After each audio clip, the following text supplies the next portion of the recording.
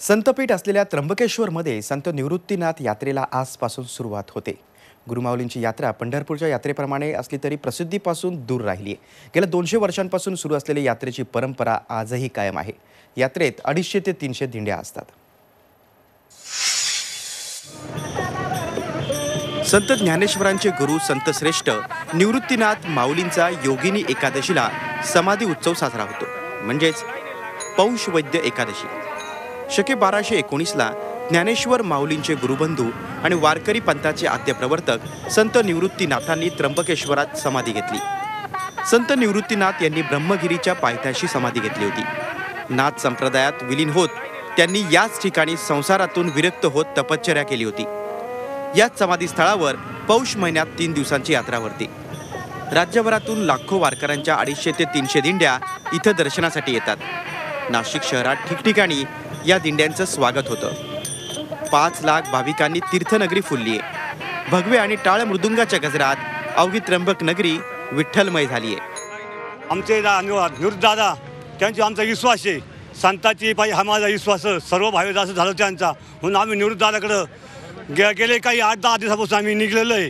आणि जेव्हा एखादं निधन होईल एखादी सोडून आम्ही मग घराकडे जाऊ असा आमचा भगवंता विश्वास आहे। विठ्ठलाच्या नामगजरामध्ये मनोभावे शनिवारी रात्री निवृत्तीनाथांची पूजा होते। त्यानंतर शासकीय पूजा पार पडते। त्यात ज्ञानेश्वर माऊलींची भेट त्यांच्या गुरुबंधूसोबत घडवली जाते। यावेळी 1.5 ते 2 लाख वारकरी समाधी स्थळी नतमस्तक होतात। ऐन थंडीच्या कडाक्यात होत असलेली ही वारी वारकऱ्यांच्या भक्तीचा परमोच्च बिंदू असणार आहे। जशी माणसाची इच्छा असेल तशी पूर्ण करता, म्हणून आम्ही पायवारी करतो। भगवंताच्या कृपेने आम्हाला सुद्धा असं वाटतं की आमच्या अनंत जन्माचं पुण्य आहे, म्हणून आम्हाला हे दैवत लाभलं आहे। म्हणून भगवंताच्या कृपेने आम्ही जी ही वारी करतो ते वारीनं आमची सर्व इच्छा पूर्ण होते। एवढंच नाही तर संसारातून निवृत्त होण्याकरता आम्ही निवृत्तीनाथांची वारी करतो। निवृत्तीनाथाचा समाधी आहे, त्या समाधीचं दर्शन करण्याकरता हे पायी दिंड्या तिथं जातात। एक आनंद हा वेगळाच असतो।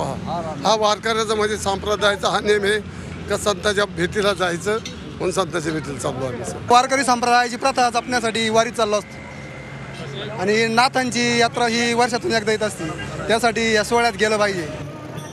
शिवाची ही नगरी येत्या आठवडाभर निवृत्ती नगरी असणार आहे।